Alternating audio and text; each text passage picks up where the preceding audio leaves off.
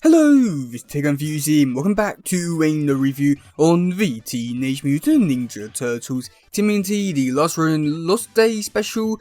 And yeah, this one was pretty interesting for a variety of different reasons. Now overall I'd say that this issue was really great and definitely had a kind of vibe which I'd say I felt in The Last Ronin, where you can definitely tell that it's like a really sad story overall, but yet the vibe works so well that you do feel kind of sad for what's happening in the actual issue itself. And I think that the whole issue as a whole did a really good job of just doing what it was meant to do, and just a really good job at that.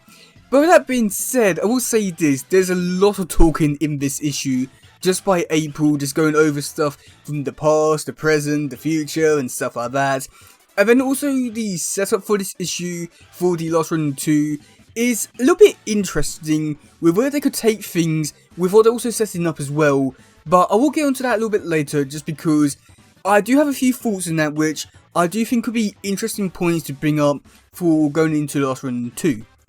Okay, so yeah, as I said before, this whole issue more or less takes place in the present, aka our future, or whatever it's called, really. But also goes over stuff that's happened in the past. And there's a few things with the Turtles flashbacks. There's one of them we do get to see Splinter actually making a deal with the Purple Dragons and more or less making a big army.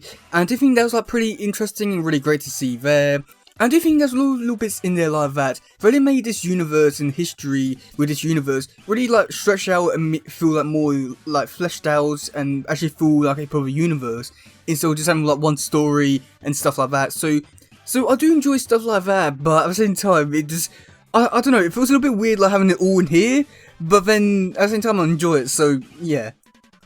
But with that being said, there was one little bit at the beginning of the issue which I was really surprised they actually did, and that's the fact that they reference the 9/11 stuff, which, yeah, I must admit I was really surprised by that, just because with everything that's happened with that whole thing way back when, I would have thought that would have been a touchy subject which they might not want to talk about, but with the context with what they were talking about it with, it did make a lot of sense with what they were trying to do and try to tell a story, and it did fit the story really well, but at the same time, it just, I don't know, it just felt a little bit off. I don't know why, but yeah, I think that just because by using that, it just feels, I don't really know how to really describe it, but it just feels really off by using it.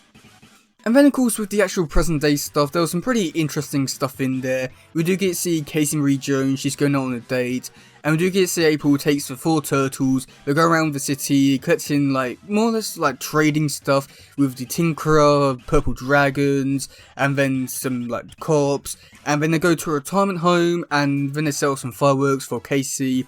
And that's pretty much all it is for the present day stuff.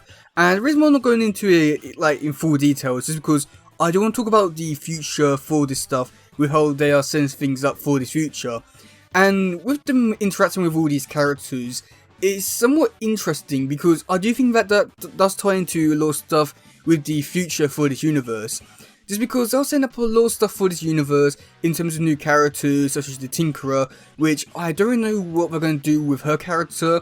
She just feels like an afterthought really, and just I don't know what they're going to do with her. She feels like the next Pax Stockman, but at the same time, I just feel as though that in this universe, they don't really need a character like that anymore. So I think that her character is going to be interesting to see what she does, but at the same time, I do think that she's going to be a really pointless and useless character.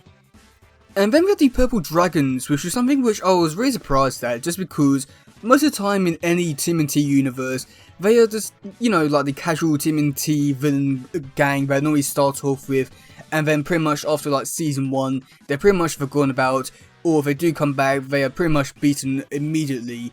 And I do enjoy how in this issue, they do expand upon that, and they do a lot of interesting stuff with the history of the Pearl Dragons, with them teaming up with Splinter. But then also, with what they're doing for the future, is somewhat interesting as well. Just because we do find out in this issue that there's a new leader, he's military, which I do think it could be interesting.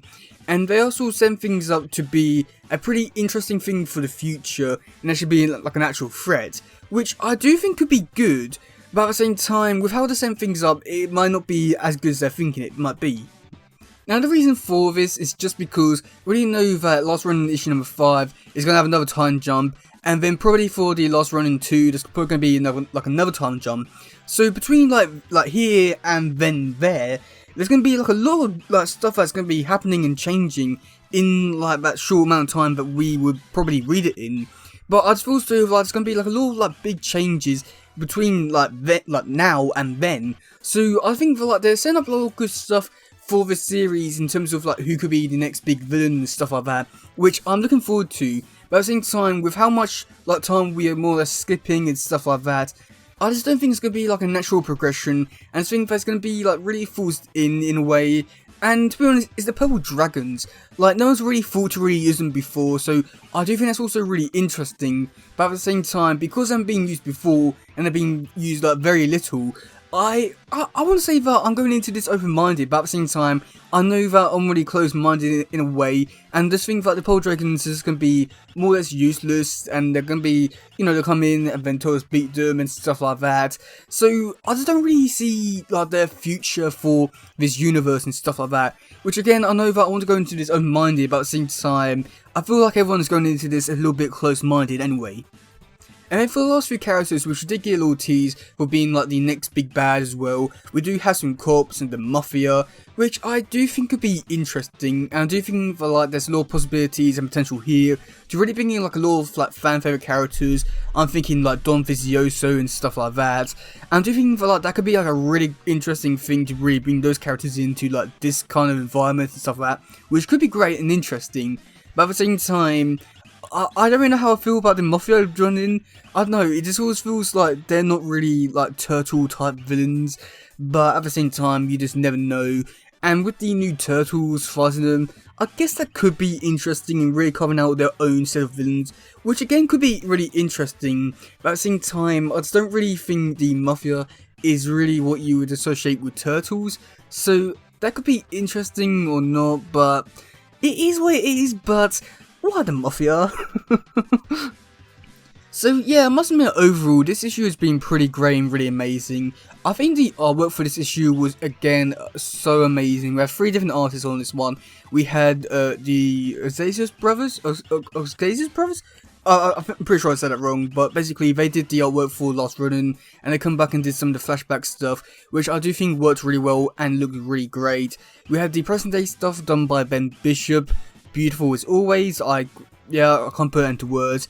And we did have Freddie Williams' second teaming up with Kevin Eastman to do some like little flashback bits. I don't know how to really describe them, but it's just April writing in journal, which I must admit the art there did look really cool and really great, but wasn't as good as the other ones, but still either way it was really great.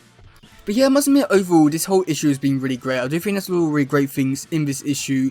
Really love this story, it was so great, and I do think that the things which are setting up for the future could be interesting. But at the same time, because I know how they're probably going to handle all this stuff, and I don't think they're going to handle it too well, I can't say that I'm looking all too forward to some of the stuff which are setting up, but at the same time, I am looking forward to it no matter what. But yeah, that's gonna be it for today guys. If you enjoyed some, please share, let's subscribe and all that stuff. Goodbye, yo, bye.